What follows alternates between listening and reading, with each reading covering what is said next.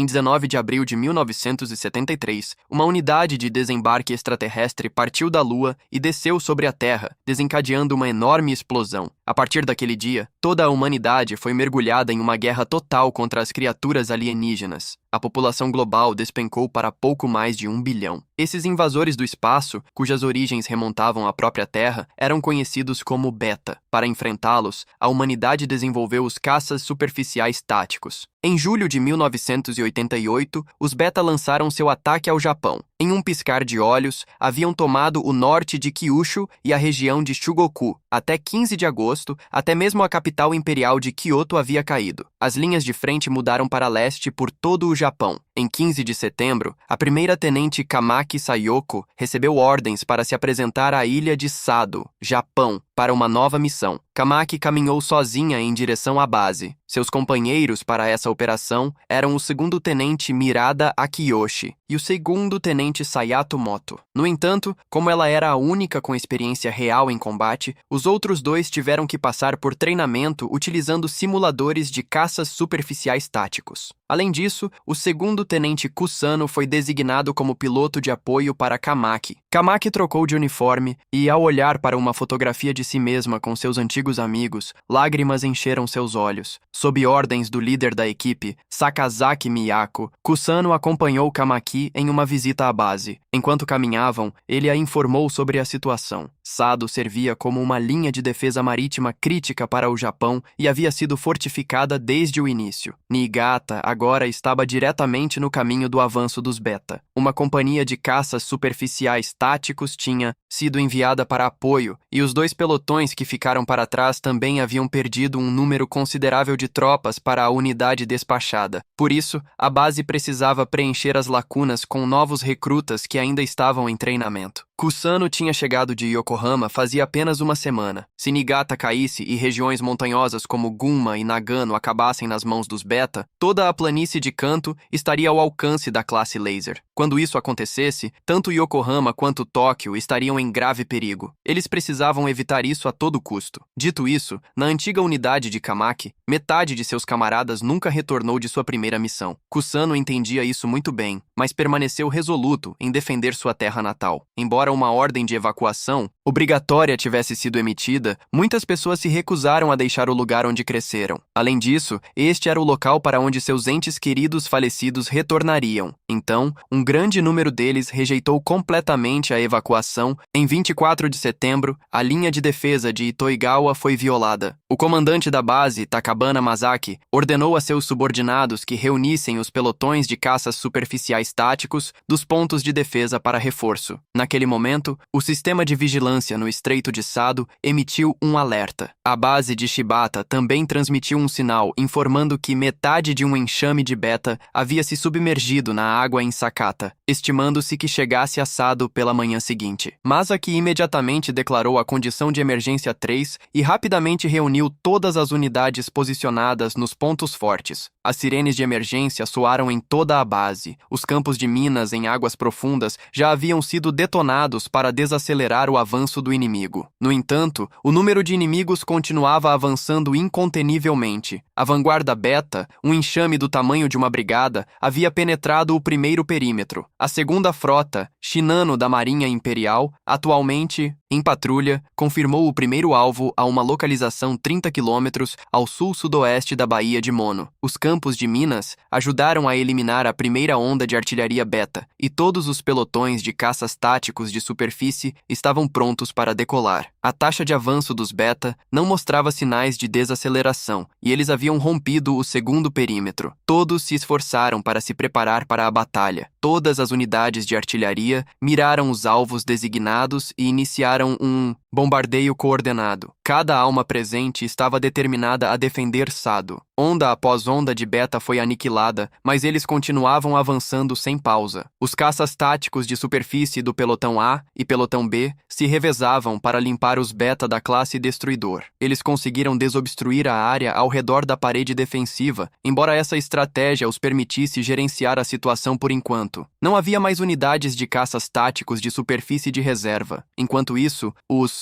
Reforços ainda estavam ancorados na costa em Yamagata. Nesse momento, a base detectou um novo tipo de beta aparecendo no ponto 5 e 606, onde o pelotão B estava engajado em combate. Vários caças táticos de superfície perderam seus sinais, e o pelotão teve que correr para ajudá-los imediatamente, porque o sistema de sensores acústicos havia sido danificado no ataque inicial e não poderia ser restaurado a tempo. Eles falharam em detectar a quarta classe. Os beta continuavam a aumentar em número, mas com a luta acontecendo no continente também, nenhum reforço poderia ser enviado para lá. Os americanos não deram resposta alguma. Masaki temia que, uma vez que o inimigo implantasse a classe laser, tudo estaria acabado. O pelotão B recuou. Baseando-se em sua experiência de combate, Kamaki orientou todo o pelotão a disparar projéteis de 120 mm nos pontos de articulação do beta da classe forte. Graças ao comando de Kamaki, eles conseguiram derrubar uma classe forte, mas atrás dela, muitas mais. Classes fortes estavam avançando. Kamaki quase evitou um impacto direto,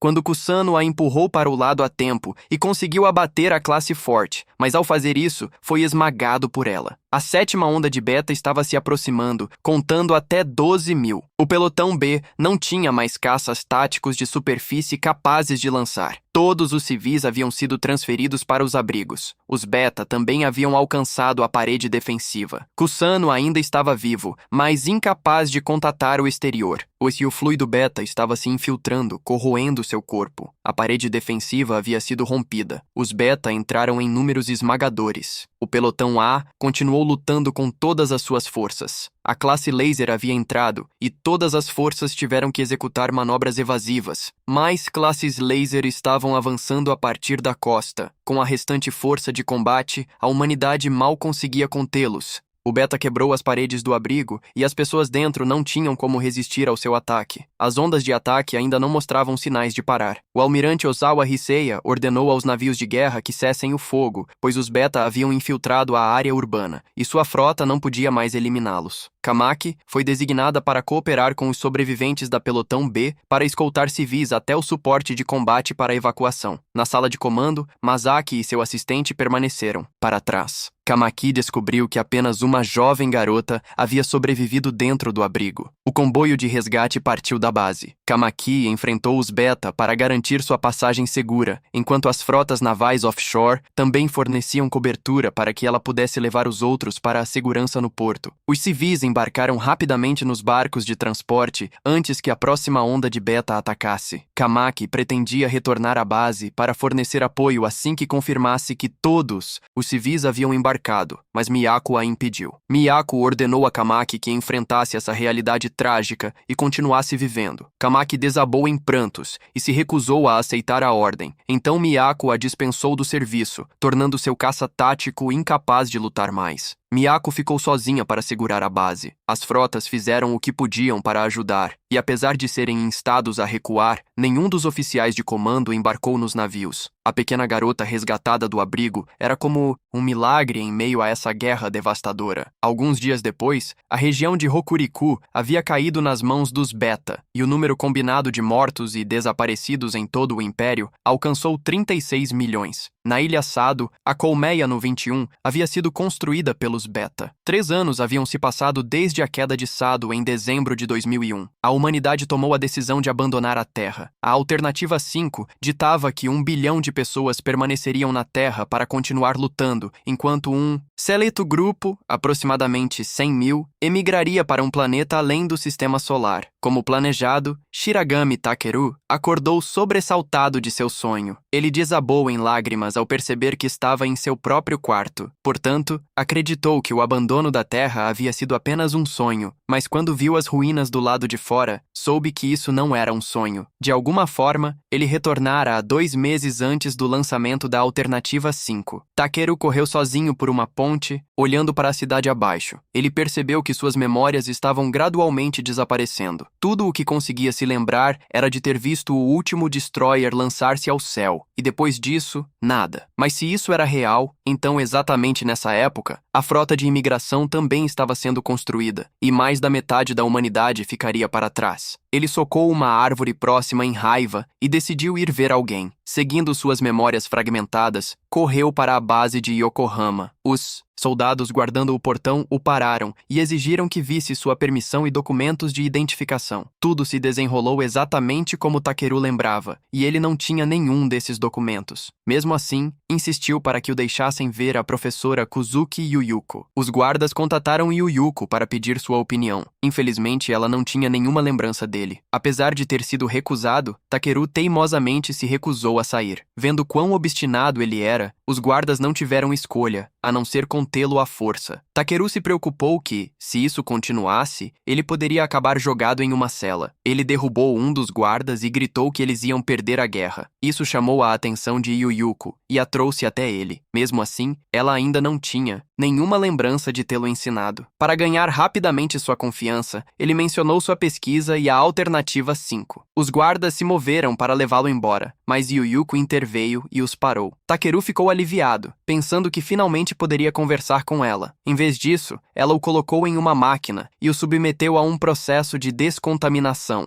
Uma vez que o procedimento foi concluído, Yuyuko trouxe Takeru para seu escritório. Ela estava curiosa para saber onde ele tinha ouvido sobre o plano alternativo. Takeru respondeu honestamente que a primeira vez que ouviu o termo foi na noite de 24 de dezembro, da própria Yuyuko. Ele também lhe contou como havia viajado no tempo. Yuyuko queria que ele lhe contasse mais de sua história. Ele não escondeu nada e contou tudo. Takeru era originalmente de um mundo sem Beta, onde era apenas um estudante comum. Uma manhã, ele acordou e se encontrou neste mundo. Quando foi para a escola, encontrou uma base militar em seu lugar, e as pessoas que um dia conheceu estavam vivendo vidas completamente diferentes. Ambos concluíram que Takeru poderia ter vindo de um mundo paralelo. Os dois mundos tinham inúmeras diferenças, sendo a mais significativa o Beta. Neste mundo, a guerra contra o Beta durava há 30 anos e a humanidade estava à beira da aniquilação. Embora perdido e deslocado, Takeru se tornou um cadete militar e fez o possível para salvar este mundo. No entanto, em 24 de dezembro, a alternativa 5 foi lançada e a autoridade de comando foi transferida para uma nova sede. A base de Yokohama também foi absorvida naquele momento. Antes que Takeru pudesse aprender o que o plano alternativo envolvia, o destruidor final já havia sido lançado. Com o tempo se esgotando, Takeru pressionou Yuyuko a encontrar uma maneira de miniaturizar 15 bilhões de unidades de processamento paralelo em semicondutores até o tamanho de uma palma. O objetivo de Takeru era cancelar o lançamento da alternativa 5 e derrotar o Beta. Mas Yuyuko suspeitava que Takeru era um espião da facção anti-alternativa. Yuyuko apontou friamente sua arma para Takeru e exigiu a verdade. Mas Takeru sabia que permitir que pouco mais de 100 mil pessoas fugissem para o espaço, enquanto os que ficaram aguardavam a aniquilação, não era o que Yuyuko realmente queria. Ele também sabia como ela afogava suas mágoas no álcool e chorava sobre sua própria impotência. Ele gritou com ela para agir como a gênio que era e fazer seu trabalho corretamente. Ele não entendia por que começou a chorar como se tivesse perdido algo incrivelmente precioso. Após ouvir Takeru, Yuyuko percebeu que compartilhavam o mesmo objetivo e abaixou sua arma, embora ainda não confiasse totalmente nele. Yuyuko lhe entregou um passe de acesso, expressando seu desejo de que ele se juntasse ao Esquadrão de Treinamento 207. Dos guardas de honra, os procedimentos de alistamento já haviam sido concluídos por Yuyuko, e ele começaria o treinamento no dia seguinte, 23 de outubro. Takeru passaria pelo treinamento para pilotar um caça de superfície tático e lutar contra os Beta. Lá, conheceu Mitsurugi Maya. O Esquadrão B do Esquadrão de Treinamento 207 foi rapidamente montado. O instrutor Jinguji Marumo apresentou Takeru ao grupo. O esquadrão era composto por 4 membros femininos, com Sakaki Chizuru servindo como líder do esquadrão. Os outros membros eram Mitsurugi Maya, Ayamine Kei e Miki, de Tami. Também havia Yoroi Modou, que estava atualmente hospitalizado. O programa de treinamento oficial começou. Takeru foi ordenado a se equipar completamente e iniciar a marcha. Mesmo durante o treinamento, Takeru continuava pensando em como fazer a alternativa 4 ter sucesso. Então, quando Marumo o chamou para responder, ele ficou completamente surpreso. Apesar disso, conseguiu dar uma resposta notavelmente articulada. Sua resposta deixou todos os seus colegas de esquadrão estupefatos. Após a aula, todos se reuniram para conversar. Uma próxima avaliação abrangente de técnicas de combate estava se aproximando, e passar nela lhes concederia a chance de treinar com caças de superfície táticos reais. Então falhar absolutamente não era uma opção. Cada um deles ardia de determinação. Takeru também se preparou para completar o treinamento e se tornar um membro da Guarda de Honra o mais rápido possível para ganhar a confiança de Yu Yuko e apoiar seu plano. Embora ele não entendesse totalmente o que a Alternativa 4 implicava, ainda queria fazê-la ter sucesso para evitar que a Alternativa 5 fosse lançada. Quando chegou a este mundo, tudo o que Takeru queria era deixar este mundo errado e voltar para o seu. Mas antes que percebesse, seu coração tinha mudado, e ele se viu querendo lutar com tudo o que tinha para proteger este mundo. Embora Yu Yuko nunca tivesse dito isso abertamente, ela também esperava profundamente que ele se tornasse alguém significativo que pudesse ajudá-la. No caminho de volta, Takeru não conseguia parar de pensar na pergunta de Yu Yuko. Naquela noite, Takeru encontrou Maya nos campos de treinamento. Todas as noites, ela treinava ali para se tornar membro da Guarda de Honra o mais rápido possível e estar no campo de batalha para proteger este planeta e seu povo. Em seu mundo anterior, Maya tinha ensinado a Takeru o que realmente significava ter uma pátria. E agora, ao retornar a este mundo, o que Takeru queria proteger era esta terra e toda a humanidade sobre ela. Os dois se sentaram juntos em silêncio, olhando para o céu noturno. Durante a Operação Lúcifer da humanidade, um ninho beta detonou inesperadamente. O líder bravo desceu para investigar. No centro da caverna, eles avistaram o que parecia ser pequenas colunas se estendendo diretamente do chão até o teto, junto com uma seção transparente no núcleo. Quando o líder bravo ampliou ao máximo para ver melhor, descobriram que era um cérebro humano. Em 24 de outubro, Takeru estava praticando a montagem de armas, e seu tempo de conclusão superou o registro anterior de K. Isso incentivou todos a treinar ainda mais. Takeru disse ao grupo que tinha algo.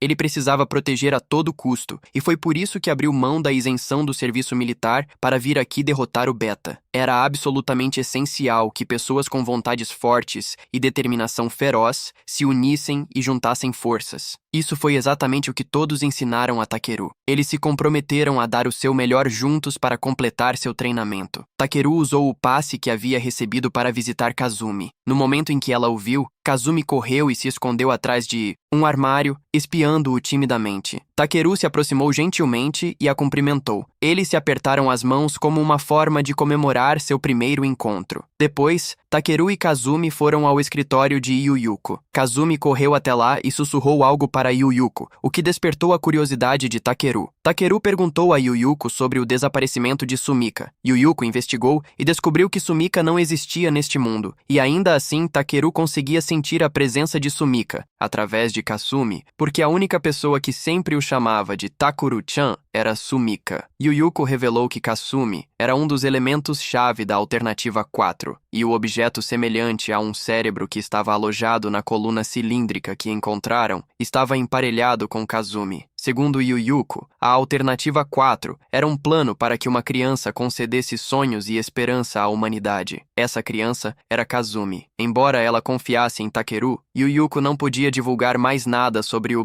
plano. No dia seguinte choveu muito, mas eles ainda assim tiveram que se treinar como de costume. Tudo se desenrolou exatamente como Takeru lembrava. Desde que chegou a este mundo, a condição de Takeru havia mudado consideravelmente. Yu Yuko concluiu que não importava realmente se Takeru possuía memórias do futuro deste mundo. Havia mais de um caminho para o objetivo e diferenças insignificantes não teriam impacto real. O que Yu Yuko realmente queria saber era por que, entre os incontáveis mundos paralelos, Takeru havia retornado a um quase idêntico ao seu. Havia apenas uma explicação possível: o desejo avassalador de Takeru. Se essa hipótese estava correta, então, porque Takeru havia cruzado para outro mundo, complicações poderiam surgir que ameaçariam a vida tanto de Takeru quanto daqueles conectados a ele. Portanto, ele precisava se unir a outros para alcançar seu objetivo neste mundo. Os companheiros de esquadrão de Takeru estavam todos cheios de entusiasmo, ansiosos para passar na avaliação abrangente de habilidades de combate e ganhar o direito de pilotar caças de superfície táticos. Enquanto Takeru caminhava pelo corredor, Makoto de repente colidiu com ele, fazendo-os os dois cair. A data agora era 1º de novembro, e restava pouco mais de um mês antes que a Alternativa 5 fosse lançada. Uma semana depois, como se lembrasse de algo de repente, Takeru correu para reportar a Yu Yuko. O Beta lançaria um ataque anfíbio no continente a partir da ilha Sado no dia 11 de novembro. Um grupo de Beta que desembarcasse no continente quebraria as linhas de batalha do exército imperial e desapareceria por um período. Antes que muito tempo passasse, eles se regroupassem e rompem a segunda linha de defesa. O Beta se moveria para o sul ao longo da linha de defesa absoluta do norte de Kanto. Então mudariam de curso através das prefeituras de Nagano, Gunma e Niigata. O exército imperial conseguiria evitar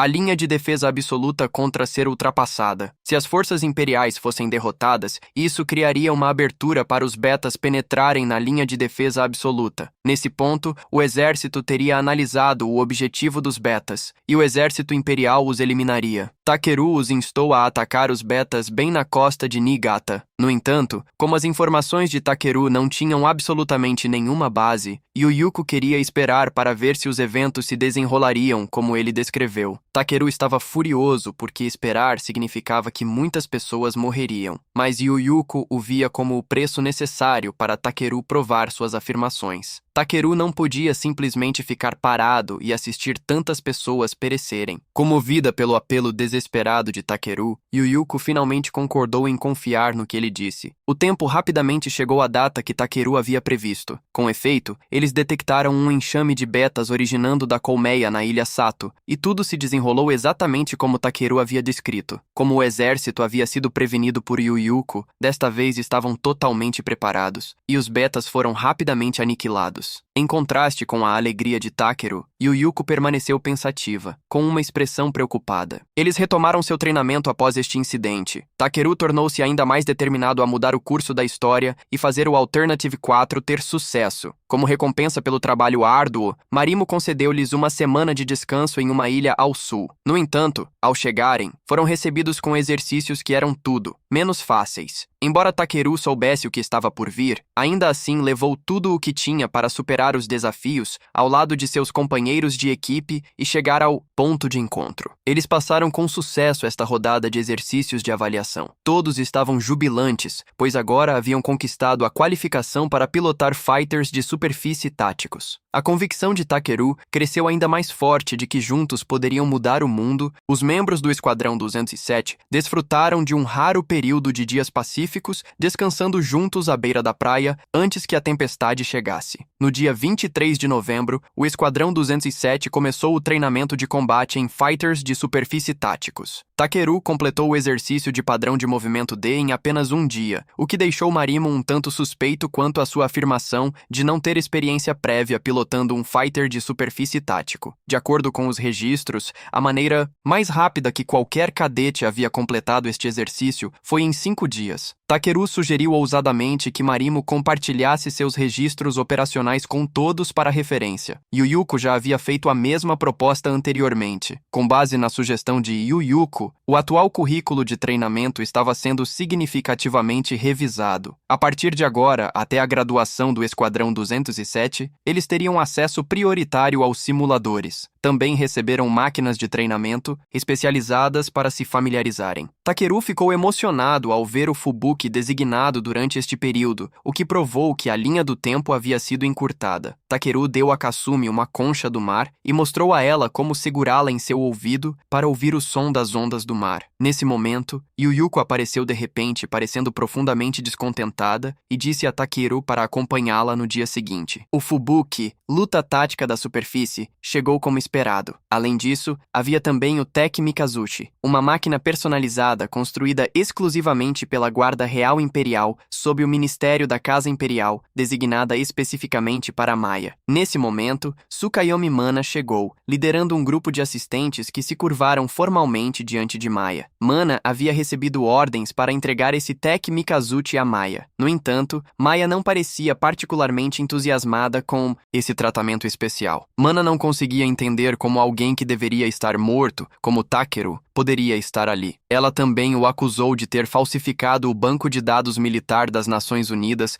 para infiltrar-se naquele lugar. Mana ainda avisou Takeru para ficar longe de Maya. Após retornar, Takeru não conseguia parar de pensar no que Mana tinha dito. Isso significava que a versão de Takeru nativa deste mundo uma vez existiu e morreu em 25 de novembro. O Esquadrão 207 foi interrogado por seus superiores sobre a aparição do Tech Mikazuchi, mas eles se recusaram a responder porque Takeru se adiantou para contestar. Ele foi atingido, mas não mostrou medo e se manteve firme contra eles. Mana também trouxe membros da Guarda Real para confrontar os militares das Nações Unidas por cometerem tal ato vergonhoso à luz do dia. As forças da ONU tentaram descartar isso como um assunto interno, mas Mana lhes deu uma bronca que eles não esqueceriam tão cedo. Depois, Takeru foi convocado para o escritório de Marimo para enfrentar as consequências do que havia acontecido. No entanto, desta vez, os superiores decidiram não prosseguir com o assunto. Essa foi a decisão da primeira tenente Mana. Marimo também lembrou Takeru de ser grato aos seus companheiros de esquadrão, pois eles haviam feito o possível para defendê-lo. Marimo até perguntou com preocupação sobre as lesões de Takeru. No dia 26 de novembro, Takeru também completou o padrão de movimento da manobra F sem problemas com o Fubuki. Sua mobilidade e manuseio eram muito superiores ao Gekishin em todos os aspectos. Takeru desejou que os controles pudessem ser mais parecidos com um videogame, permitindo que ele realizasse cancelamentos e combos de maneira intuitiva, ou talvez usar comandos especiais para sobrepor o piloto automático. Por exemplo, Takeru de repente se lembrou de como, em seu antigo mundo, costumava jogar jogos baseados em equipe com seus amigos. Eles se coordenavam de maneira notável. Esse pensamento gerou uma ideia, e ele imediatamente a trouxe para Yuyuko. Ele propôs aplicar o sistema Valerian On aos lutadores superfície táticos, o que tornaria mais fácil para todos operá-los. Ele estava pensando em cancelamentos de manobras evasivas e comandos de combo. Normalmente, quando um lutador superfície tático estava prestes a cair, ele entraria automaticamente em uma posição defensiva. Uma vez que a sequência defensiva fosse iniciada, nenhum controle manual seria possível. Um cancelamento sobrescreveria isso. Embora deixasse o lutador superfície tático sem sua postura defensiva, permitiria que o piloto disparasse mesmo enquanto caía. Quanto aos combos, executar certas manobras específicas dentro de uma janela de tempo determinada acionaria ações diferentes das padrão, semelhante a combinar movimentos especiais. Yuyuko entendeu aproximadamente o que Takeru estava tentando dizer, simplificando primeiro as operações,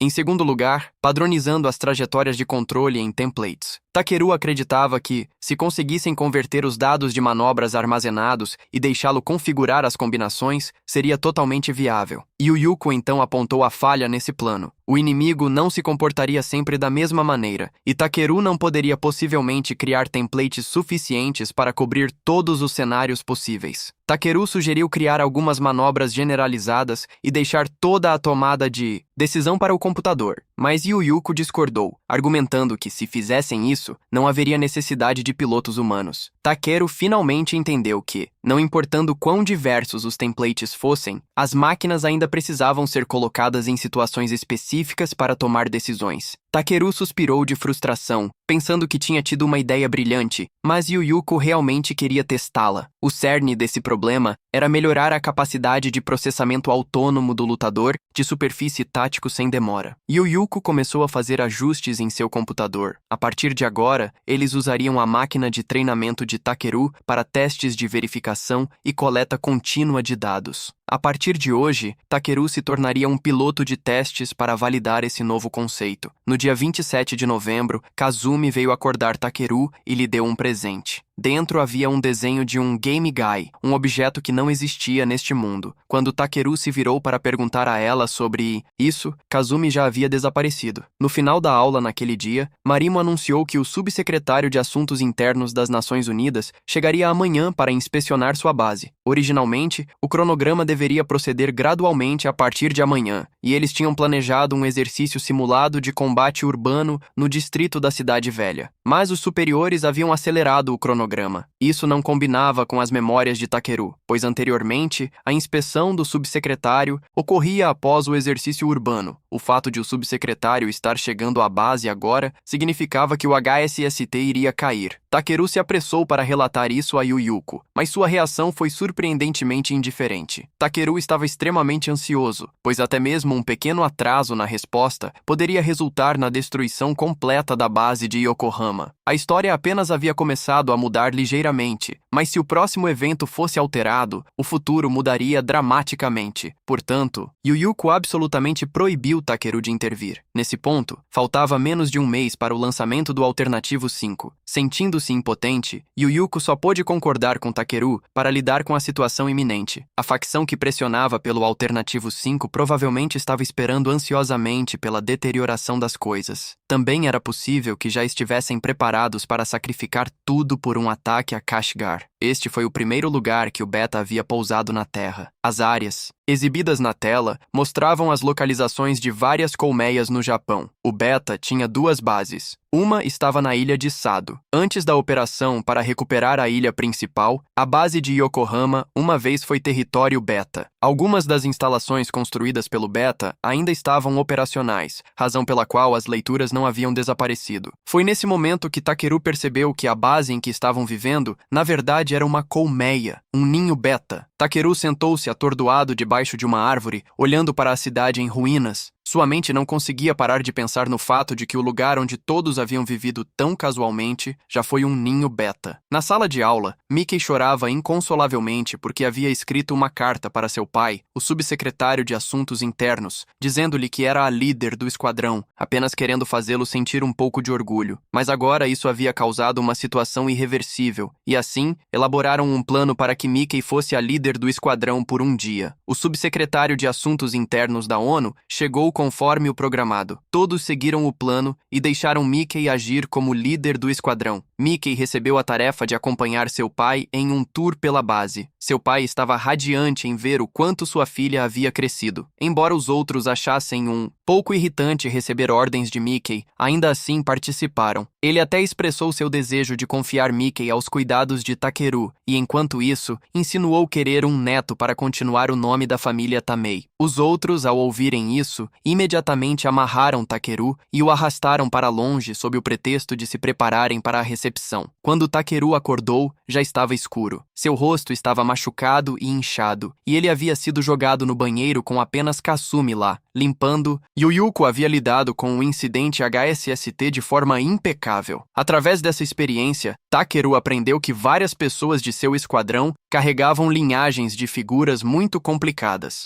Hoje, continuaram coletando dados para a nova pesquisa. Yuyuko havia feito pequenas modificações nas configurações da sequência de ações. Os outros membros do esquadrão assistiram ao processo de pesquisa na tela. Eles ficaram impressionados com os movimentos fluidos de Takeru enquanto pilotava o caça de superfície tática. Yuyuko decidiu usar esses dados para criar uma versão de teste a tempo para a batalha simulada no dia seguinte. Kazumi também havia contribuído para esse sucesso, então quando Takeru a viu, foi até ela para agradecer. Mas quando ele perguntou sobre o desenho do console de jogos, ela não respondeu e saiu correndo. Takeru então correu atrás de Yuyuko para pedir que ela instalasse o novo sistema operacional nas máquinas de Chizuru e K, o que reduziria em 5 dias o treinamento deles. Yuyuko não se opôs, pois considerou isso apenas um pequeno desvio de sua pesquisa alternativa. Mas quando Takeru insistiu por mais detalhes sobre essa pesquisa, ela o expulsou com raiva. Esta foi a segunda vez que Takeru viu Yuyuko assim. A primeira foi no mundo anterior, quando a alternativa 4 falhou e Yuyuko caiu em desespero e desesperança. Yuyuko varreu furiosamente todos os documentos da sua mesa. Takeru se abaixou para pegá-los, percebendo que havia sido precipitado. Então, ele de repente se lembrou de que no mundo anterior, Yuyuko havia marcado um X em uma certa fórmula, e então,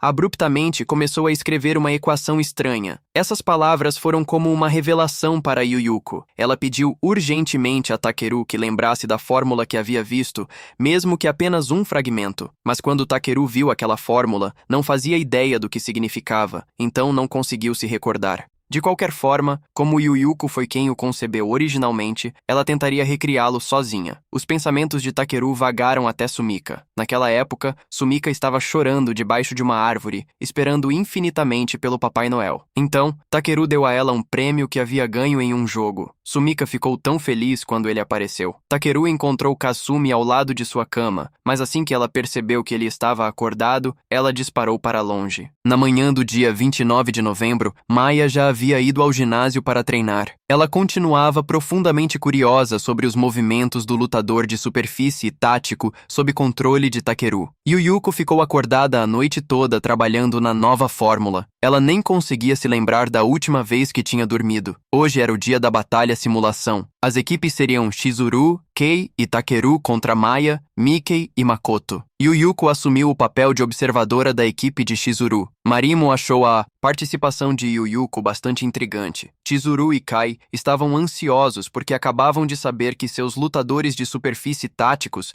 estariam rodando um novo sistema operacional. Takeru os tranquilizou dizendo que as operações básicas eram essencialmente as mesmas de antes. Kei ainda tinha algumas dúvidas sobre a eficácia do novo sistema operacional. Yuyuko, por outro lado, estava ansiosamente esperando ver as expressões surpresas deles quando usassem o sistema para provar a superioridade do novo S. Eles absolutamente tinham que vencer desta vez. Kei e Chizuru precisavam se adaptar rapidamente ao novo sistema operacional. Maya ordenou que Mickey e Makoto seguissem o plano que haviam preparado. Mickey ocupou sua posição no local de esconderijo designado, enquanto Makoto e Maya perseguiam a equipe adversária. Takeru os avistou e executou um cerco reverso. Chizuru e Kai se aproximaram e coordenaram para forçar os lutadores de superfície táticos inimigos a irem para a estrada principal. Takeru forneceu suporte por trás. Takeru havia antecipado que Mickey estaria fazendo tiros de longa distância. Mickey estava esperando que seus companheiros de equipe forçassem o inimigo para sua zona de tiro, mas o grupo de Takeru se movia com muito mais agilidade do que o habitual. Então, ela ainda não havia conseguido acertar um tiro. Depois de entender a estratégia da equipe de Maya, Takeru a utilizou para localizar a posição de Mickey sem levar um único arranhão. Takeru assumiu a tarefa de reprimir Mickey. Os dois restantes ficariam sob responsabilidade de Chizuru e Kei. Incapaz de determinar a posição do inimigo, Mickey começou a entrar em pânico e disparou sem foco. Isso criou uma oportunidade para Takeru atacar e derrubá-la. Graças à mobilidade aprimorada do novo sistema operacional, Kei também conseguiu eliminar Makoto. Agora, apenas Maya restava como alvo da equipe de Takeru. Mesmo sabendo que as outras máquinas agora tinham velocidades de reação iguais às de Takeru, ela não demonstrou medo. Ela acreditava que, enquanto pudesse prever os movimentos e ações deles com antecedência, qualquer um ainda poderia encontrar uma chance de vencer. Justo quando Maya achou que tinha Chizuru em seu campo de visão, Chizuru desviou com uma manobra evasiva espetacular. Os outros membros aproveitaram a oportunidade para cercar Maya. Incapaz de escapar, Maya sofreu danos fatais. A equipe de Chizuru reivindicou a vitória. Yuyuko estava completamente satisfeita com os resultados. Após retornar à área de preparação, Maya imediatamente perguntou a Takeru sobre os movimentos fluidos dos caças de superfície táticos. Yuyuko avançou e explicou que havia instalado um novo sistema operacional nas máquinas da equipe de Chizuru. Até Marimo não sabia nada sobre isso anteriormente. Aproveitando a oportunidade, Yuyuko agora substituiria o sistema operacional em todas as máquinas do Esquadrão 207 para coletar mais amostras de dados. O Esquadrão 207 se tornaria a equipe de desenvolvimento para a próxima geração de caças de superfície táticos. Yuyuko não tinha intenção de relatar isso aos superiores, pois estava conectado à sua própria pesquisa. Ela também atualizaria o sistema operacional dos sistemas de simulação para que todos pudessem praticar à vontade. Como o desenvolvimento do sistema agora dependeria do Esquadrão 207, Yuyuko tinha imensas expectativas para eles. Em seu caminho de volta, Takeru avistou Kasumi passando apressada, então ele se dirigiu ao escritório de Yuyuko para procurá-la. Mas ao entrar, encontrou um estranho que já sabia seu nome. O homem desconhecido se aproximou e beliscou a bochecha de Takeru, maravilhando-se com a precisão dessa imitação. Confuso, Takeru afastou a mão dele. Kesame, assustada com o homem, agarrou-se à manga de Takeru. As luzes da sala se acenderam quando Yuyuko retornou, visivelmente desapontada por o homem ter entrado em seu escritório sem aviso. O homem sentou-se calmamente e se apresentou como Yoruichi Saki, da 2ª Divisão Diplomática do Ministério da Informação. Enquanto isso, Makoto estava deitada na grama, observando sua armadilha para pássaros. Depois de um tempo, conseguiu pegar um pássaro que planejava usar para complementar suas refeições, já que a comida sintética mal era suficiente para um corpo em crescimento como o dela. Por acaso, ela avistou Kei abaixo, trocando cartas com uma pessoa desconhecida. A visita de Saki desta vez dizia respeito ao assunto XG70. A situação parecia estar se tornando instável recentemente. Uma facção dentro do Exército Imperial vinha fazendo movimentos preocupantes. Eles haviam estabelecido um conselho de pesquisa estratégica. Se essas pessoas causassem problemas, o Japão enfrentaria um vácuo tanto em suas esferas política quanto militar. Quando isso acontecesse, alguma nação certamente agiria. As forças anti-alternativas e outras facções dentro das Nações Unidas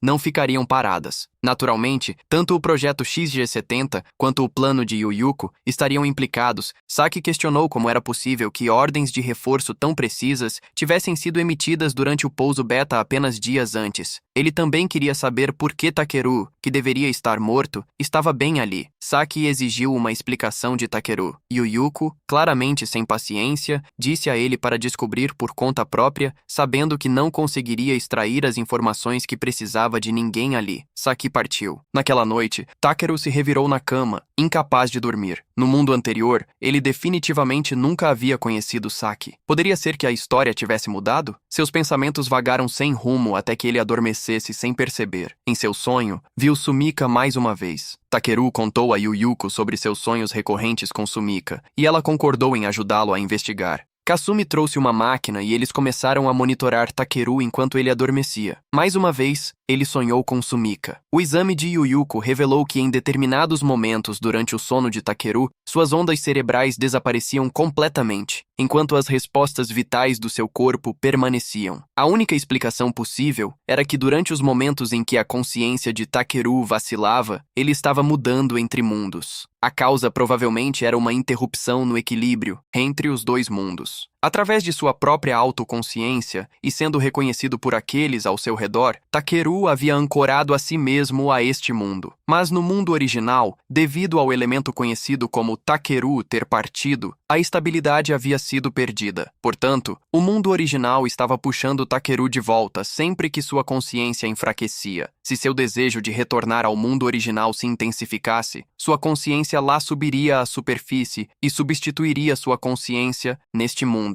Nesse caso, retornar ao mundo original seria bastante fácil. Takeru pensou brevemente no mundo pacífico ao qual realmente pertencia, mas ainda havia coisas que ele precisava realizar neste mundo, então ele ainda não estava pronto para voltar. Yuyuko, no entanto, acreditava que Takeru precisava fazer uma viagem de volta ao mundo original para recuperar a fórmula que ela havia escrito lá, o que completaria o experimento Alternativa 4 e resolveria a instabilidade que atormentava este mundo. Takeru entendeu a necessidade de retornar ao mundo original para recuperar a fórmula que poderia salvar este. O que ele não conseguia entender era por que Yuyuko estava fazendo com que ele dividisse um quarto com Kazumi. Na manhã seguinte, ele chegou à cafeteria com Kazumi, que parecia completamente exausta. Kazumi até pegou comida com seus hashes e lhe deu de comer, o que acendeu uma explosão de fúria entre os outros. Eles não conseguiram se conter e exigiram que Takeru explicasse o que aconteceu, mas antes que ele pudesse até falar, eles já o espancaram. O tempo voou até 1º de dezembro, e Yuyuko estava explicando a Takeru as condições para retornar ao seu mundo original. Sua máquina funcionaria revertendo Takeru ao estado anterior ao reconhecimento de sua existência por aqueles ao seu redor, permitindo assim que ele viajasse entre mundos. Até que o experimento fosse bem sucedido, a instabilidade de Takeru persistiria. Durante esse tempo, a responsabilidade de ancorar sua existência recaiu sobre Kasumi. Takeru entrou na máquina para iniciar sua jornada no tempo. Quando o dispositivo ativou, ele realmente o transportou de volta ao mundo original, bem na frente de Sumika, em uma situação incrivelmente constrangedora. Ele estava tão emocionado que quase chorou, mas Sumika o socou e o mandou de volta para o outro mundo. Embora ele tivesse conseguido voltar ao mundo original, Takeru não conseguia interagir com nada lá. parecia que sua materialização física não havia sido totalmente alcançada. Enquanto Takeru ainda flutuava em uma onda de felicidade, Kazumi desabou no chão de exaustão. Takeru carregou Kazumi de volta para seu quarto para descansar. Ele se sentia culpado por tê-la submetido a tanto sofrimento sem nem perceber. Enquanto isso, Yuyuko continuava a despejar cada gota de sua energia em melhorar seu dispositivo. No dia seguinte, os três retomaram o experimento. Desta vez, Takeru estava determinado a ter sucesso para salvar este mundo. Yuyuko entregou a Takeru uma pilha de documentos para entregar ao seu homólogo no mundo original, juntamente com uma explicação da situação. Ela não podia intervir mais, pois isso jogaria o mundo original em caos também. Takeru tinha que evitar o contato com todos, exceto Yuyuko, porque o poder necessário para a máquina de viagem era enorme. Toda a base sofreu um apagão. Yuyuko contava com Takeru para recuperar a fórmula, para que a unidade Zizo pudesse ser completada. Takeru concentrou sua mente, pensando em seus amigos, em sua escola e em Sumika, para atravessar novamente para o mundo original. Desta vez, ele chegou com sucesso à árvore fora da cidade. Ele estava tão feliz que começou a chorar, mas então lembrou que agora não era hora para sentimentalismos. Ele precisava encontrar Yuyuko imediatamente, ou tudo seria em vão. Ele encontrou Yuyuko e contou a ela tudo. Esperava que ela não acreditasse em uma história tão absurda, mas ela pegou a pilha de documentos que ele lhe entregou e sorriu com pura alegria porque a teoria da causalidade quântica que ela vinha pesquisando havia sido comprovada correta. Segundo sua contagem subjetiva, já faziam 3 anos desde que Takeru colocou os pés no mundo original. Se quisesse ver seus amigos novamente, precisaria manter uma vontade inabalável e agarrar o que desejava com todas as suas forças, pois Takeru agora era uma existência capaz de moldar o mundo apenas com a força de sua vontade. A partir desse ponto, como o mundo se desenrolaria, dependia inteiramente de sua vontade e suas ações. Ele precisava entender completamente o peso e a responsabilidade que carregava. Yuyuko prometeu a Takeru que precisaria de 3 dias para escrever a fórmula que ele precisava. Ela estava feliz por ter ensinado um aluno tão brilhante e queria muito que Marimo o visse também. Uma existência que transcendeu as leis do mundo. Sem nada a fazer a não ser esperar, Takeru passeou pela cidade, absorvendo a paisagem pacífica de um mundo intocado pelo Beta. Ele se deparou inesperadamente com Makoto do mundo original, que o convidou para jogar Valgernon. Antes que pudesse até concordar, Makoto já o havia arrastado. Após retornar, ele esbarrou em Sumika. Ela viria até sua casa essa noite para fazer o jantar. Notando seu comportamento incomum, Sumika achou que ele estava com febre, mas Takeru deixou Sumika para trás e retornou ao futuro. Kazumi desmaiou, novamente de exaustão, mas não havia outro jeito, pois a existência de Kazumi era insubstituível para completar a Alternativa 4. Yuyuko decidiu contar a Takeru mais sobre a Alternativa 4. Originalmente, o objetivo do plano era encontrar uma forma de se comunicar com o Beta. Em 1958, formas de vida extraterrestres descobertas em Marte foram determinadas como possuindo tecnologia de viagem interplanetária. A humanidade reuniu zoologistas, linguistas, matemáticos e equipes de criptanálise de agências de inteligência de várias nações para tentar construir um método de comunicação. Mas esquecer a decifração de sua língua, se eles tinham ou não uma língua, ainda era um completo mistério. E assim, o plano foi simplesmente abandonado. Em 1967, ocorreu o incidente de Sacrobosco quando uma missão de pesquisa lunar encontrou o Beta. A Alternativa 2 foi lançada em 1968, com o objetivo de capturar espécimes Beta e estudar seu ecossistema para descobrir um meio de comunicação. A investigação revelou que eles possuíam extrema hostilidade, além de capacidades adaptativas extraordinárias.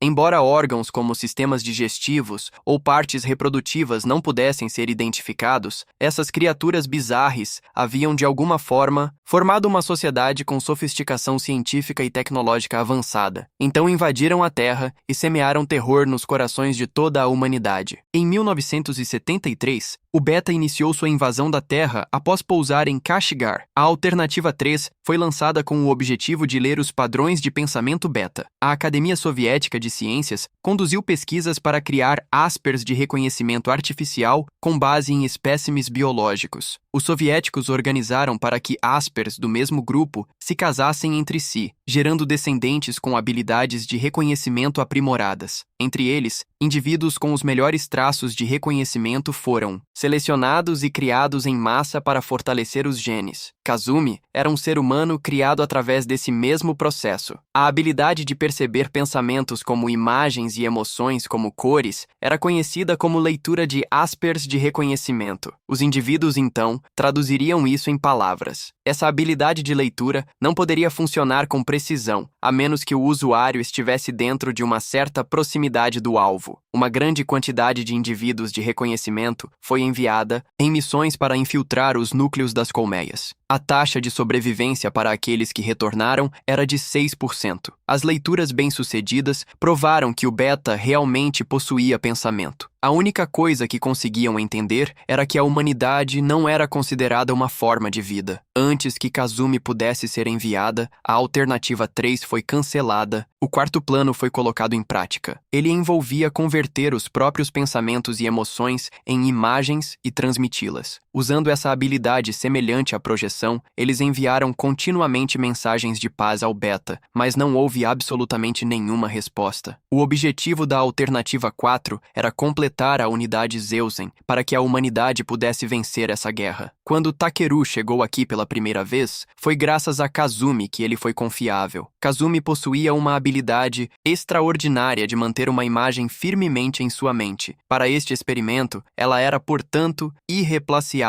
Se Kazumi perdesse seu bloqueio mental em Takeru, ele nunca conseguiria retornar a este mundo novamente. No entanto, manter continuamente uma imagem mental consumia uma enorme quantidade de energia psíquica, razão pela qual o laço mental entre os dois precisava ser fortalecido, e era por isso que tinham que viver juntos. Enquanto Takeru estava fora, Kasumi havia estado desenhando imagens dele sem parar. Os esboços eram bastante rudimentares, mas cativantes. Para Kasumi, essa era a melhor maneira de manter sua imagem em sua mente. Então ela o fez para evitar perder o foco em Takeru. Justamente quando Takeru estava agradecendo, Kazumi acordou e saiu correndo timidamente. Yuyuko deu a Takeru um dia para descansar e o ordenou a ir atrás de Kazumi. Ele voltou correndo para o quarto, mas Kazumi não estava lá. Takuru sentou-se na cama, perguntas turvando seu coração que ele desejava fazer a Kasumi. O momento em que as imagens de Kasumi e Sumika se sobrepuseram certamente não foi uma coincidência. Takuru se lembrou de coisas sobre Sumika. Se Kasumi pudesse preservar até mesmo as memórias que ele próprio havia esquecido, então ele queria contar a ela sobre o que havia acontecido no mundo original e no mundo anterior. Do lado do governo, as tensões estavam extremamente altas. Decidiram evacuar forçosamente civis para avançar em sua grande agenda. Após o retorno de Kazumi, Takuru não disse muito a ela, uma vez que ela já podia ler seus pensamentos. Takuru a levou para comer como uma forma de se redimir. Até o cozinheiro notou com que frequência eles estavam juntos e quão próximos pareciam. O cozinheiro sugeriu que eles subissem ao telhado para aproveitar a vista. Takuru então se lembrou de que Kasumi havia mencionado uma vez que nunca tinha visto o oceano. Então decidiu levá-la ao telhado para sentir a brisa. Eles brincaram de pular corda juntos e se divertiram muito. Takuru também perguntou com preocupação sobre a saúde de Kazumi. Ele até a lembrou da distante extensão do mar. Embora desejasse muito levar Kazumi ao oceano, como ela era classificada como segredo de estado, Takuru pôde apenas prometer que, quando a paz chegasse, eles iriam ao mar juntos. Takuru se sentou debaixo de uma árvore e compartilhou seus pensamentos que pesavam em seu coração com Kasumi. Ele temia que cada vez que viajasse entre mundos, suas memórias se dispersassem ainda mais. Então, precisava focar seus esforços em tornar seu desejo realidade. Esse desejo era salvar este mundo e então retornar ao original. O exército havia realizado a evacuação forçada de civis. Motins eclodiram. A cidade emitiu um alerta de DEFCON 2 e todas as unidades de combate armadas estavam prontas, aguardando ordens. Nesse momento, a sala de operações do Comando Central recebeu um relatório. As forças do golpe tinham tomado a residência do primeiro-ministro e o salão da Assembleia, e até as instalações de geração de energia e tratamento de água haviam sido ocupadas. A primeira frota também havia sido deslocada para a Baía de Sagami. Embora o exército imperial tivesse travado ocultado ferozmente essas informações, o pessoal das Nações Unidas ainda conseguiu descobri-las. Sacking revelou que a espinha dorsal do golpe era a Força de Defesa da Capital Imperial, que havia conseguido assumir o controle de quase toda a capital imperial em um curto espaço de tempo. Sacking veio aqui hoje com sua própria agenda e não pararia por nada. Seja alguém carregando o sangue da família do Shogun ou sua própria filha, ele estava disposto a sacrificá-los para alcançar seus objetivos. Naturalmente, ele já havia calculado meticulosamente tanto os métodos quanto o tempo. Ao lado daquele que carregava o sangue do Shogun, estava a filha do subsecretário das Nações Unidas, a filha do primeiro-ministro do gabinete, a filha de um ex-tenente-general do exército e a filha do chefe da segunda divisão diplomática do Ministério da Informação. O fato de todos estarem reunidos na equipe 207 não era uma coincidência. O capitão Sajiri Nioya transmitiu ao vivo, expondo os atos ilícitos ocultos do Império. O aviso da operação de socorro a desastres do outro dia havia sido escrito de forma bela.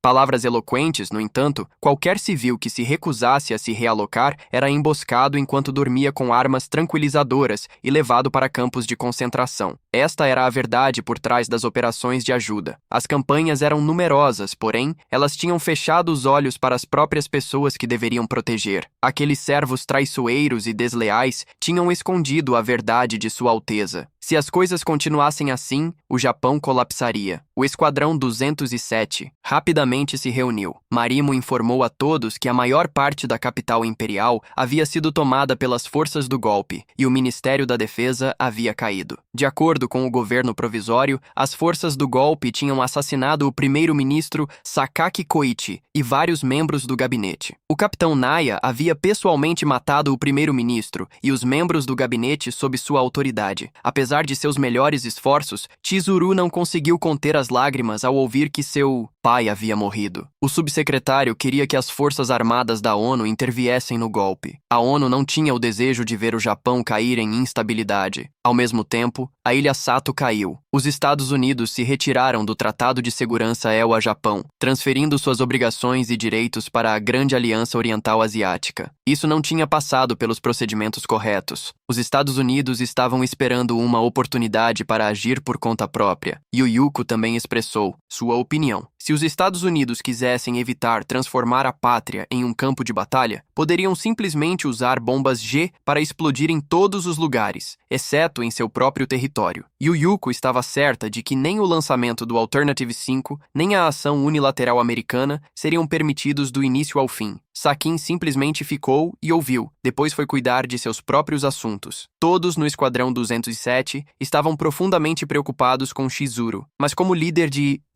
esquadrão, ela permaneceu determinada a não se retirar desta operação. O Conselho de Segurança da ONU decidiu incorporar a CEP na frota americana, e assim, a base de Yokohama começaria a receber as forças americanas. Yu Yuko não esperava que o Conselho de Segurança chegasse a um consenso tão rapidamente. Takeru também não tinha memórias desse evento. Yu Yuko achava a situação atual muito favorável para eles. Enquanto todos examinavam os caças de superfície táticos, Mickey entrou correndo em pânico para relatar que o exército imperial estava cercando a base. Embora esta fosse uma base militar da ONU, ainda estava estacionada dentro do território de outra nação sem permissão. Em termos de soberania nacional, tal resposta era apenas natural. O grupo de Mana apareceu mais uma vez, desta vez com a missão de proteger Maya, mas Maya se recusou a aceitar isso. Nesse ponto, as forças do golpe haviam se voltado contra a capital imperial, então suas armas não seriam direcionadas à Sua Alteza. As forças do exército imperial envolvidas desta vez foram supostamente retiradas da linha de defesa absoluta e da linha de defesa número 2. Takaru achou que não era hora de se preocupar com a soberania nacional, porque se a humanidade não tivesse futuro, nada disso importaria. Felizmente, até este ponto não havia havido vítimas civis. As forças do golpe certamente obedeceriam a uma ordem direta de Sua Alteza, mas uma ordem direta imediata não poderia ser emitida. Quanto mais o tempo se arrastasse, mais o exército imperial consolidaria sua posição. Havia também o risco de que os militares americanos entrassem na briga como precaução para evitar que a capital imperial se tornasse um campo de batalha. Todas as unidades da Guarda Real estacionadas na região da capital estavam sendo reunidas no Palácio Imperial. Kei estava sozinha no telhado, segurando várias cartas. Takeru optou por confiar nela e se aproximou. Kei entregou a carta que estava segurando para Takeru, mas ele não conseguiu entender seu conteúdo. Kei explicou lentamente que Tsushima Shuji era, na verdade, Sajiri Nayaya, o líder do golpe. As cartas também mencionavam um nome, quero dizer, Shukaku, que é o pai de Kai. Nayaya já havia servido sob seu pai quando a tragédia da campanha de Gwangju ocorreu. O pai de Kai, um tenente-general do exército, foi acusado de deserção e jogado na prisão. Recentemente, soldados da Aliança do Grande Leste Asiático, que haviam sido salvos pelo pai de Kei, enviaram cartas a ela. Eles disseram que seu pai não tinha feito nada de errado. Ele simplesmente priorizou proteger e ajudar os civis a evacuar. As pessoas devem fazer tudo o que puderem por seu país e, da mesma forma, o país deve fazer tudo o que puder por seu povo. Essas eram as palavras que o pai de Kei sempre dizia. E ainda assim, Kei não sabia de que lado estava certo. Kei decidiu que não leria tais cartas que despertavam arrependimento, mas ao lê-las, percebeu que as pessoas que haviam sido mortas nunca deveriam ter morrido. Takeru decidiu ajudar Kei a manter esse segredo. Naquela noite, os militares das Nações Unidas receberam um pedido oficial de assistência militar do governo provisório em Sendai. As unidades na base também estavam se preparando para o deslocamento. A equipe 207 seria responsável por proteger o castelo de Togashima. A zona operacional seria um arco ao longo da costa sudeste do Lago Ashi, em Hakone, situada bem entre a capital imperial e a base. As duas forças militares se enfrentaram em lados opostos do rio Ashi. Enquanto a equipe 207 ainda estava a caminho,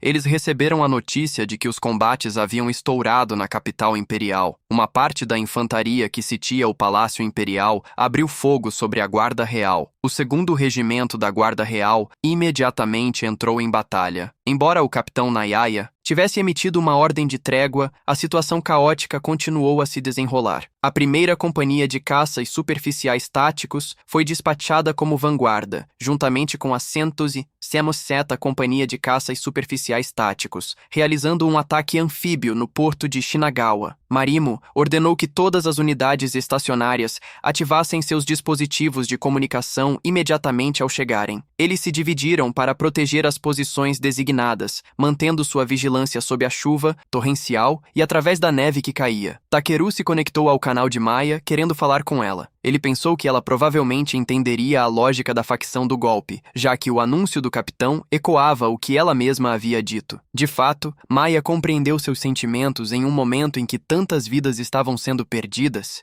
O que impediu o povo japonês de sucumbir ao desespero foi que seus corações tinham sua terra natal em alta estima e que havia pessoas que compartilhariam seu destino. No entanto, o governo e os militares estavam gradualmente perdendo de vista o que deveriam ser. Aqueles que pensavam apenas em seu próprio poder e interesses estavam corroendo este país. Esforçar-se para salvar a nação e seu povo dessa situação era precisamente a mentalidade das forças do golpe. Takeru sempre acreditou que, se a humanidade falhasse, tudo acabaria. Ele supôs que Maya estava dividida entre sua lealdade ao Shogun e ao povo, sendo agrupada com os rebeldes do golpe. Mas Maya não via assim. Ela simplesmente queria compartilhar o sofrimento daqueles que estavam suportando tamanha dificuldade. Maya até pediu a Takeru que a perdoasse por sua fraqueza, porque ficar de guarda em um só lugar o havia deixado terrivelmente sonolento. Takeru queria sair do lutador de superfície tática por um momento e pediu a seus companheiros de equipe que cobrisse seu turno. Ele caminhou em direção ao Palácio Togashima e descobriu 2 pessoas desarmadas na floresta. Ele sacou sua arma e ordenou que parassem, mas quando as 2 se viraram, ele ficou surpreso ao ver que uma delas era exatamente igual a Maya. Sakin também apareceu de forma inesperada. A que se parecia idêntica a Maya era Kubu Iyuyuhi, a grande Shogun e Sua Alteza, que detinha plena autoridade executiva sobre o Império do Japão. Neste ponto, as forças do golpe acabavam de descobrir que Yuyuhi havia saído da capital imperial. Elas imediatamente despacharam tropas para persegui-la antes que as outras facções pudessem agir. Sakin foi quem vazou a notícia da fuga de Yuyuhi. Se as forças do golpe começassem continuarem a persegui-la, o exército imperial, a guarda real e os militares das Nações Unidas também a perseguiriam. A luta na capital imperial também chegaria ao fim. Yu Yuhi se ofereceu como isca. Antes, Yu Yuhi havia ordenado uma trégua completa entre todas as forças, mas não teve efeito. Os soldados do golpe se levantaram frustrados com a situação atual. Dentre eles, havia aqueles que desejavam que o Japão mergulhasse em uma guerra civil a qualquer custo. Sakin encarregou Takeru da missão de levar Yu Yuhi à base de Yokohama, uma vez que ele poderia transportá-la por meio do lutador de superfície tática. Provavelmente não havia lugar mais seguro na situação atual. Depois de delegar a tarefa, Sakin partiu. Antes de ir, Yu Yuhi desejou-lhe boa sorte, pois não queria ouvir sobre a perda de mais um oficial. Sakin acreditava que, embora o Japão pudesse ter se desviado de seu caminho, ainda não estava além da salvação. Se desta vez conseguissem cortar a podridão, o Japão despertaria mais uma vez. Yu Yuhi só podia confiar em Second. Takeru estava preocupado que as forças americanas também estivessem estacionadas na base de Yokohama. Era exatamente por isso que Second tinha que fazer essa viagem. Só então Takeru percebeu que a razão pela qual eles haviam sido enviados aqui não era porque a missão era de baixa importância. Pelo contrário, era de alta prioridade. A cortina do grande palco havia sido levantada e Yuyuko imediatamente ordenou à equipe de Izumi que não deixasse aquelas pessoas pisarem nele. O comando também contatou todo o Esquadrão 207 para explicar a situação. O inimigo estava se dividindo em múltiplas direções. Para persegui-los, eles estavam encurralados em ambos os flancos e por trás. Se as previsões se concretizassem, a 108ª Companhia de Caças Superficiais Táticos se encontraria com eles em rota e lançaria um ataque de distração contra as unidades inimigas. A antiga praça de pedágio Hikawa seria o ponto crítico. Se conseguissem passar por ela antes do inimigo, a operação seria um sucesso. O 19º no Esquadrão Independente da Guarda Real serviria como retaguarda. O Esquadrão 207 avançaria em direção ao oeste, encontraria a 11ª Frota e retornaria à base de Yokohama. Nesta operação, não poderiam contar com apoio de artilharia ou aéreo. A prioridade máxima da operação era levar Yu Yuhi em segurança de volta à base de Yokohama. Esquadrão de Caças Superficiais. Táticos 207. Todas as unidades avancem com fé inabalável em seu objetivo. Takeru avançou sem hesitar. O exército imperial estava se aproximando rapidamente por trás. Takeru não podia acelerar porque temia pela segurança de Yu Yuhi, mas ela lhe ordenou firmemente que aumentasse a velocidade. Incapaz de desobedecer, ele imediatamente chamou toda a equipe e anunciou que o próximo trecho usaria o aumento de salto como um atalho. A viagem foi violentamente turbulenta e várias máquinas estavam se aproximando de sua posição. Toda a equipe estava autorizada a usar suas armas à sua própria discrição e engajar conforme a situação exigisse, com a mais alta prioridade sendo a proteção do caça superficial tático de Takeru. Mas em nenhuma circunstância eles poderiam disparar primeiro. A lado inimigo transmitiu de repente uma mensagem afirmando que não tinham intenção de atacar e exigiram que todos parassem imediatamente. Nesse momento, a 66ª Companhia de Caças Superficiais Táticos também chegou como reforço. Eles avançaram na máxima velocidade para escoltar Yu Yuhi de volta à base. As forças do golpe também exigiram que as máquinas americanas cessassem imediatamente suas ações hostis. O exército dos Iminaiwa solicitou que o inimigo usasse a língua internacional oficial para se comunicar, mas eles usaram essa mesma língua para insultar as forças americanas. As forças do golpe haviam disparado primeiro, então o exército do Império Marnácio não tinha mais motivos para se segurar. Ambos os lados mergulharam em um combate feroz. Todos os caças inimigos nesta localização foram destruídos. Os americanos, conscientes de que o inimigo estava cercando seus aliados, decidiram atacar os flancos e cortá-los. Embora Yu Yuhi parecesse frágil por fora, ela era na verdade a comandante suprema das Forças Armadas, tendo pilotado um caça superficial tático por 96 horas consecutivas e ainda possuía sua própria máquina personalizada. Enquanto Yu Yuhi e Takeru conversavam, foram interrompidos. O comandante da 66ª Companhia de Caças Superficiais Táticos, Major Walken, estava chamando. Atualmente, a Companhia Alpha estava ganhando tempo, mas a situação continuava longe de ser otimista. Eles queriam poderiam estabelecer um ponto de reabastecimento no Passo Kamishi e se conectar com o Esquadrão 207. Neste momento, os soldados americanos estavam arriscando suas vidas para protegê-los, então não havia tempo a perder. Durante o reabastecimento, Yuyuhi perguntou a Takeru por que não via o Taki Mikazuchi. Takeru respondeu honestamente que Maya havia dito que não queria ser tratada de maneira diferente, e por isso escolhera não usar. Yuyuhi sorriu, mas uma sombra de tristeza parecia passar por seu coração, pois Maya nunca havia aceitado verdadeiramente um presente de Yuyuhi. De acordo com Maya, ela era apenas uma parente distante da família do Shogun. No entanto, Maya e Yuyuhi eram idênticas. Foi então que Yuyuhi revelou um segredo a Takeru. Elas eram gêmeas. Yuyuhi pediu a Takeru que entregasse algo a Maya, uma lembrança,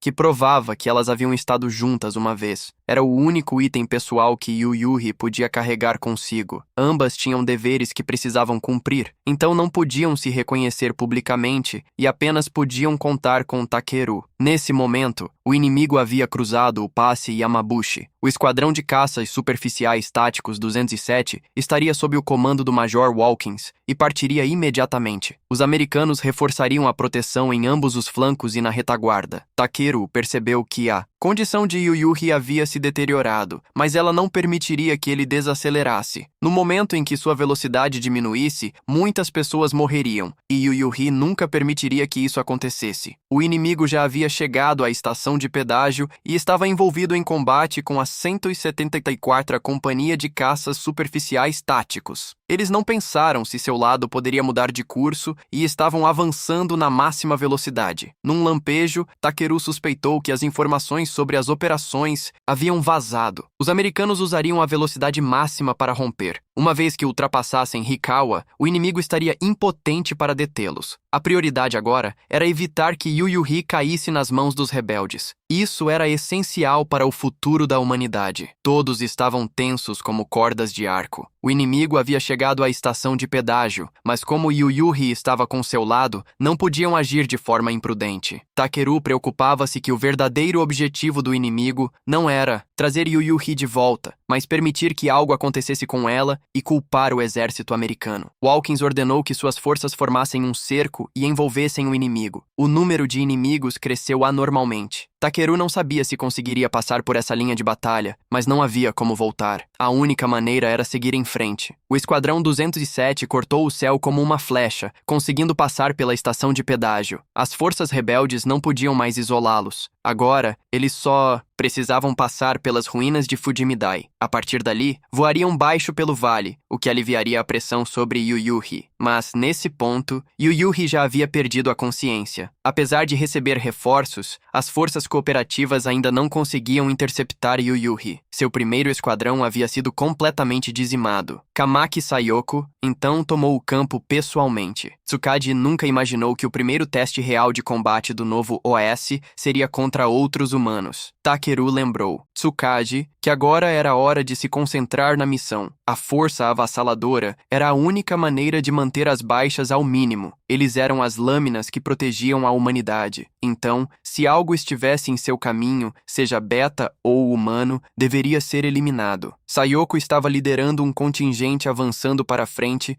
Decidida a conquistar essa posição para enviar reforços para o sul, Izumi comandou seu esquadrão na batalha. Desse lado, Naya fazia o possível para elevar o moral de seus soldados e continuar executando seu plano. O enjoo de movimento de Yuyu tinha piorado. Ela ainda não havia vomitado, mas mesmo um único episódio poderia desencadear dificuldade para respirar e desidratação. Desde o início do conflito, Yuyuhi não havia dormido uma única vez, então seu corpo já estava em péssimas condições. Precisavam minimizar o movimento tático de caças de superfície para permitir que Yuyuhi se recuperasse. Takeru se pegou pensando em Maya e no que Yuyuhi lhe dissera. A família Kubo tinha uma longa tradição de considerar o gêmeo mais novo como uma criança indesejada. Por causa disso, Maya foi retirada da família no momento em que nasceu. e dada a um ramo distante da família Mitsurugi como filha adotiva, exilada da família e proibida de falar sobre sua verdadeira identidade. No entanto, quando surgiam problemas, esperava-se que ela servisse como o corpo de segurança de Yu. Maya foi ensinada isso, desde a infância, simplesmente porque era a irmã mais nova de Yu. Até mesmo sua colocação no Esquadrão 207 havia se tornado uma ferramenta política. A presença de Maya na base de Yokohama servia como prova da confiança do Japão nas Nações Unidas. Para colocar de forma clara, ela era essencialmente uma refém. No entanto, Maya não nutria ressentimento em relação a Yuyuhi, pois sentia que compreendia a dor de Yuyuhi melhor do que ninguém. Ao assistir às notícias sobre o Monte Tengen, Maya havia ficado furiosa. Yuyuhi havia arriscado sua própria vida mais uma vez pelo bem do povo. Isso provou que compartilhavam o mesmo coração. Naquele momento, as ordens de Walken cortaram o fluxo de pensamentos de Takeru. Walken decidiu administrar uma dose de sedativo a Yuyuhi e continuar avançando. Sayoko não, perseguiu o grupo de Izumi, mas em vez disso, buscou romper pela flanco esquerdo e varrê-los. Izumi também estava atenta, ordenando a seu esquadrão que usasse sua mobilidade para desestabilizar o inimigo, contornando-os para cercá-los. A agilidade do caça de superfície tático jogou o inimigo em confusão. Em um momento de excesso de confiança, Moka foi derrubada por um único golpe de Sayoko. Isso, por sua vez, fortaleceu o moral das tropas de Sayoko. Mitsuki avançou sozinha em um acesso de raiva, buscando vingar sua companheira caída. Izumi também não pôde ficar parada e correu para encarar Sayoko de frente. Enquanto isso, Takeru ainda hesitava em administrar a medicação a Yuyuhi. Embora tivesse sido treinado no uso de triazolam em alta dose como o tratamento padrão para enjoo de movimento severo, o procedimento também apresentava riscos de relaxamento muscular, dificuldade respiratória e, no pior caso, parada cardíaca. A decisão de administrá-lo exigia uma avaliação cuidadosa caso a caso. Mana falou para impedir Takeru de dar a medicação a Yuyuhi, argumentando que isso seria extremamente perigoso, dado seu estado atual. Walken se opôs, argumentando que Mana era apenas uma observadora nessa operação e suas opiniões não tinham autoridade. Walken acreditava que a escolha ideal era deixar o campo de batalha o mais rápido possível. Walken e Mona entraram em uma discussão acalorada. Marimo também interveio para persuadir Walken que, se algo acontecesse com Yuyuhi, o sentimento anti-americano entre a população apenas pioraria. Esse resultado não valia o risco e o esforço que o governo americano havia investido nesta operação. Walken explodiu em raiva, chamando o Japão de uma nação tola, em um momento em que a humanidade enfrentava a extinção. Eles ainda não conseguiam reconhecer que eram o ponto fraco da defesa do Extremo Oriente, e em vez disso, se lançavam em uma guerra civil sem sentido, desperdiçando força de combate e tempo. Walken se recusou a aceitar que seus subordinados caíssem apenas por causa deste país pueril. Aqueles soldados deveriam estar lutando contra os Beta para proteger a humanidade. Embora Takeru soubesse muito bem que as palavras de Walken não estavam erradas,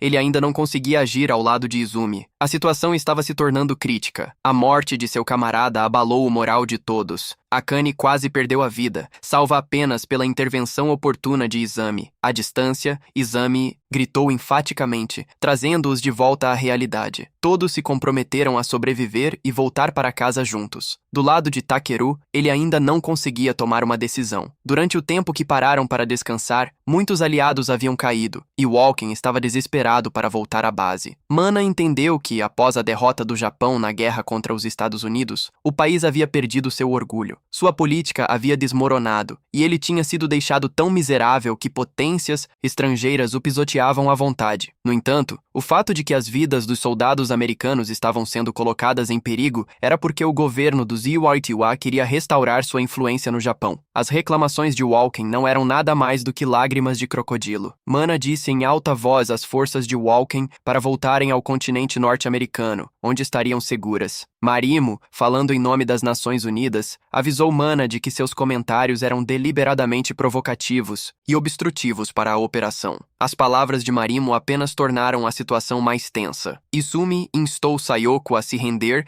para que mais sangue não fosse derramado desnecessariamente, mas Sayoko chamou Izumi de traidora e ficou ainda mais frenética. O esquadrão de Izumi completou sua missão, eliminando todos os inimigos que Sayoko havia trazido com ela. Após a longa discussão, Walken finalmente percebeu que Mana estava fazendo tudo para comprar tempo para Yuyuhi descansar. A essa altura, Yuyuhi havia recuperado a consciência e pediu fracamente a Takeru que administrasse a injeção. Yuyuhi não queria desperdiçar tempo e deixar mais vidas escorregarem em vão. Sayoko estava gravemente ferida, mas ainda se recusava a ceder. Ela acreditava que o que estava fazendo era purgar a sujeira desta nação. Neste exato momento, aeronaves das forças do golpe sobrevoaram sua posição. Elas transportavam um grande número de caças táticos de superfície liderados por Nayaya, bloqueando o grupo de Takeru. Nayaya exigiu que entregassem Yuyuhi e concordassem com uma trégua de 60 minutos. Se não recebesse resposta após esse tempo, usaria todos os meios à sua disposição para resolver a situação. Após consultar Yuyuko, Paul aceitou a trégua. Takeru então trouxe Yuyuhi para fora do caça-tático de superfície. Ele não conseguia compreender o que as forças do golpe estavam tentando alcançar, mas não hesitaria em priorizar.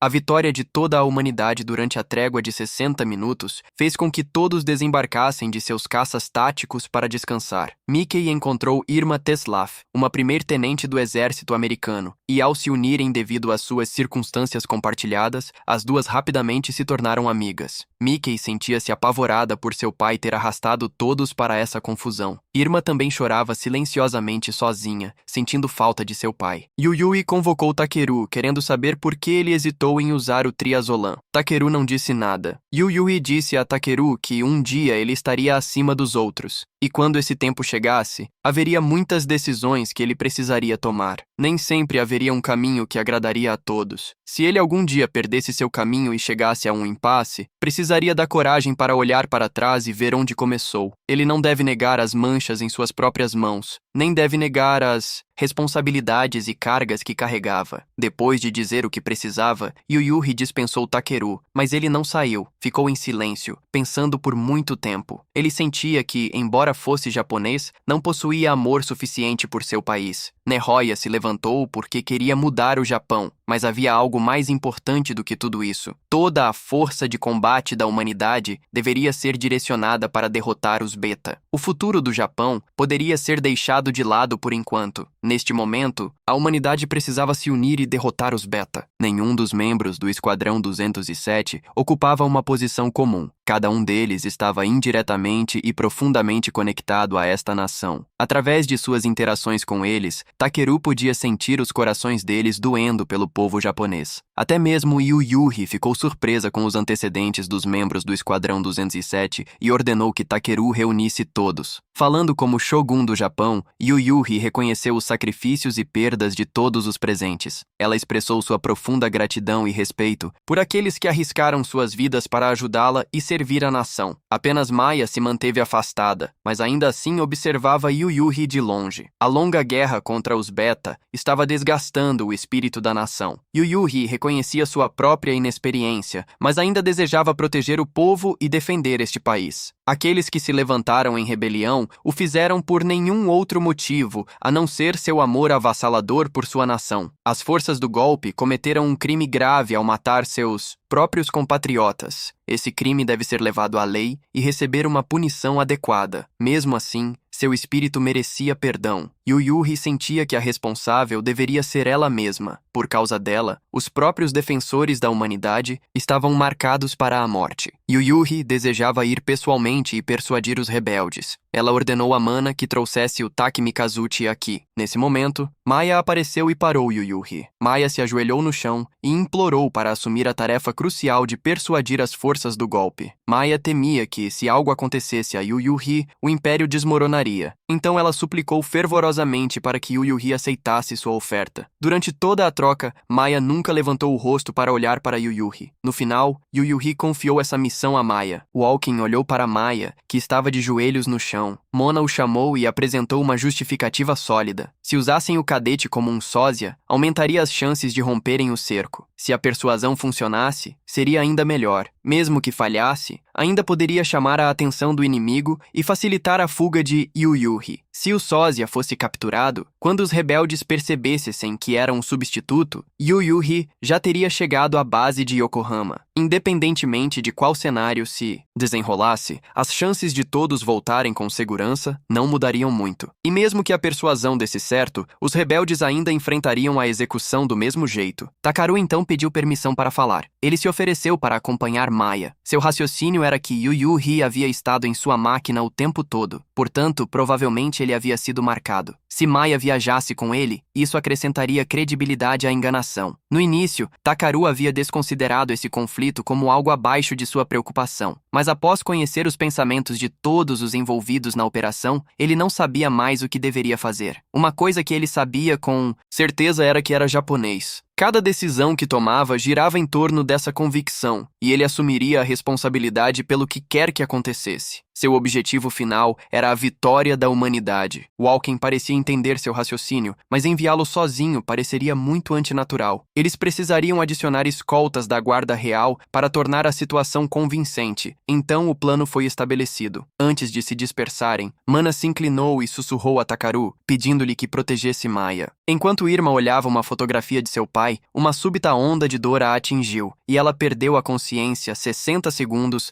antes que o cessar-fogo expirasse. Mana negociaria com os rebeldes através de um canal aberto. Naya mordeu a isca e veio pessoalmente para negociações cara a cara. Maya também saiu para falar com ele. Ela expressou pesar por ter que encontrar Naya em tais circunstâncias. Também se sentiu envergonhada por ter levado seu grupo a este ponto. Ela assumiu toda a culpa e não queria que ninguém derramasse sangue em seu nome. Embora Naya entendesse tudo o que Maya disse, ele ainda desejava relatar um assunto, e Maya lhe concedeu permissão. Segundo Naya, todo esse incidente havia sido orquestrado para cumprir uma conspiração americana. Enquanto era verdade que as forças do golpe dispararam os primeiros tiros, ao investigar o soldado que havia aberto fogo, descobriram que ele era um agente da inteligência americana. Isso estava além do que o grupo de Takaru havia antecipado, porque os americanos desejavam restaurar sua influência no Extremo Oriente. Eles protegeriam Yu Yuhi e pacificariam o conflito para tornar o Japão mais receptivo à aceitação das forças americanas. Eles haviam rasgado a ordem de cessar-fogo de Yu Yuhi. Era o governo provisório de Sendai que estava puxando as cordas por trás do caos na capital imperial o tempo todo. Naya também não negou seus próprios crimes. Maya chorou enquanto desafiava Naya. Se ele realmente se importasse tanto com a nação, com o povo, com Yu Yuhi, então por que havia desembainhado sua espada contra os outros? Ela o repreendeu por saber que o povo era a fundação da nação, mas ainda assim estava perdendo seu caminho e matando seus próprios compatriotas. Maya gradualmente guiou Naya para acabar com esse conflito e libertar o povo de sua ansiedade. Ela agora realmente compreendia o coração de Naya, e este incidente serviria como um alerta. Falando em nome de Yu Yuhis, Maya jurou a Nayaya que faria tudo ao seu alcance para proteger o povo e esta nação. Naquele momento, Maya e Yu Yuhis pareciam se fundir em um só. Cada palavra que ela dizia era para o povo e para o país. Nayaya também foi despertado por suas palavras. Parecia que tudo estava caminhando para um bom final. Mas então Irma, de repente, pilotou seu caça de superfície tático e lançou um ataque, seus olhos completamente sem vida. Ninguém conseguia entender como a situação tinha tomado tal rumo. O número de inimigos estava crescendo rapidamente. Takaru teve que apressar Maya em direção à área de Shimoda. Irma recuperou a consciência naquele momento, sem ideia do que acabara de acontecer com ela. Todos lutavam contra o inimigo enquanto tentavam se reorganizar. Quando Mickey foi isolada por forças inimigas e não conseguiu avançar, Irma chegou a tempo para ajudá-la a escapar, mas ao fazer isso, perdeu a própria vida. A situação estava se deteriorando a cada minuto. Walken capturou um espião e queria trazê-lo de volta para enfrentar a justiça, mas Nayaya, consumido pela raiva, matou o espião, custando-lhes uma testemunha crucial. Walken e Nayaya, cada um, carregando ideais diferentes, colidiram em batalha. Infelizmente, Walken foi derrotado por Nayaya, e Nayaya previu que em breve seguiria Walken. Nayaya continuou a perseguir o caça de superfície tático de Takeru, mas foi interceptado por Chizuru. No entanto, Chizuru não era páreo para Nayaya e foi derrubada em um único golpe. Ka apareceu a tempo para intervir, mas isso a colocou em grave perigo também. Justo quando todos acreditavam que Ka estava prestes a morrer, Mana bloqueou o ataque de Nayaya e todas as forças receberam a ordem de recuar. Naya e Mana avançaram uma contra a outra mais uma vez. Embora Mana entendesse que as ações de Naya eram uma tentativa desesperada de corrigir a nação e dignas de respeito, o caminho que ele havia escolhido era o da heresia. Nayaya sabia disso muito bem, mas não sentia arrependimento. Mana só podia desempenhar o papel de executor para enviar Nayaya em sua jornada final. Nayaya considerava sua própria morte uma missão que levaria ao renascimento do Japão. Mana permaneceu e despediu Nayaya com as mais solenes honras militares. Com seu comandante partido, as forças golpistas restantes cessaram seu ataque. Nayaya, após testemunhar a morte de Shukaku com seus próprios olhos, decidiu usar suas próprias duas mãos para cortar a podridão desta nação antes que o povo perdesse seu lugar para retornar. Takeru de repente voou em direção ao caça de superfície tático, onde Yuyuhis estava sentado. Como Maya e Yuyuhis não podiam se falar, essa era a única maneira de Takeru ajudá-los a ficar próximos um do outro. As forças rebeldes finalmente se renderam. No rescaldo, o governo provisório de Sendai declarou que o golpe havia terminado. Eles perderam demais, mas o sangue derramado não fora em vão. Sendo a única pessoa japonesa que conhecia 3 mundos, Takeru decidiu dedicar tudo. Ele tinha que salvar a humanidade. Yuyuhi subiu a uma plataforma elevada e compartilhou com todos as lições aprendidas nesta batalha. Ela não se esqueceu de expressar sua mais profunda gratidão a Takeru. Em pé na costa e assistindo ao barco de Yuyuhi partir, Takeru entregou a Maya o item que Yuyuhi lhe confiara mais cedo. Maya o apertou contra o peito, incapaz de segurar as lágrimas. Takeru sabia que não deveria perturbar Maya naquele momento, então se afastou silenciosamente. Depois, Makoto foi convocado para se apresentar ao 11º quartel da Polícia Militar. Mickey trouxe flores e as deixou diante do caça tático de Irma, prometendo visitar a terra natal de Irma assim que a paz chegasse. Chizuru se ajoelhou diante do túmulo de seu pai e orou. Após recuperar o poder político que havia perdido, Yuyuhi fez um discurso profundamente comovente para toda a nação japonesa. Ela convocou cada cidadão a superar essa dificuldade juntos, a lembrar daqueles que se sacrificaram pelo povo e pelo país, e a levar adiante seus desejos não cumpridos. Neste momento, ela precisava da força de cada pessoa unida como uma só para salvar a humanidade. E esta nação, Ka ficou sozinho na floresta, rasgando as cartas que recebera, perdida em pensamentos sobre Naya. Yuyuko e Sakin se reuniram em seu escritório. A colheita desta aprovação superou suas expectativas. Em seguida, eles prosseguiriam com seu plano. Após os eventos de 12 de dezembro, a Tropa 207 se tornara soldada oficial. Yuyuko também aguardava o nascimento do espécime que havia estado cuidando todo esse tempo.